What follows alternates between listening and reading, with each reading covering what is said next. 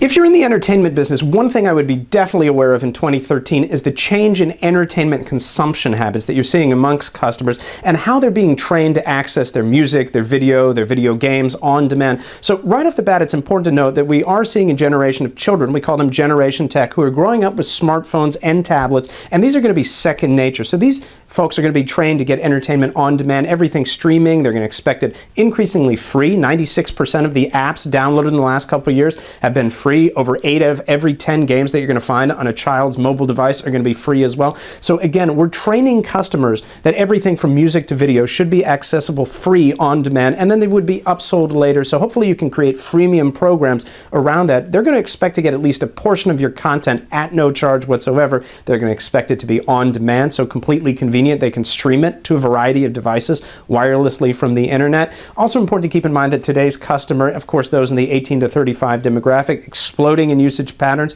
with regards to mobile devices, connected devices, cloud devices. So increasingly people and customers are being trained that they can get content anytime, anywhere, as long as they have an internet connection. And they're going to expect more and more of that media to live in the cloud and be just one touch away. So it's very important to note voice commands, touch commands. These are all increasingly being built into an array of devices, but we're not seeing a lot of entertainment content being adapted outside of the gaming or interactive space just yet to do that. So you are going to see a flood in terms of video, in terms of entertainment apps that really take advantage of this connectivity. Social networking going to be a big piece of it as well. Group listening services, group video chat services. These are going to be a big piece of entertainment content and even live TV content going forward. So if you are creating content for the wired, or even wireless, I should say, connected generation, then you need to be aware that over the next 5 to 10 years, increasingly, you're not only going to provide premium content in terms of music, in terms of video, in terms of television shows, films, video games, but on top of this, you're also going to need to provide a variety of free content for consumption